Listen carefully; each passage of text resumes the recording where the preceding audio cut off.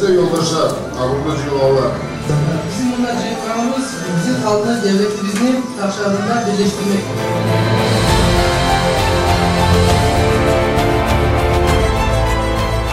Коммуники особое место занимает не только в жизни Дагестана, Северного Кавказа, но в целом страны.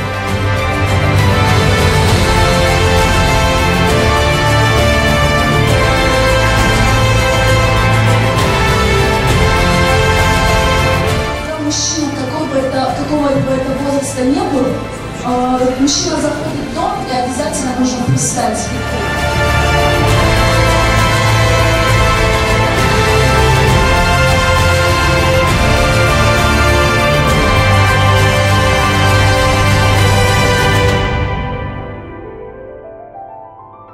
Thank you.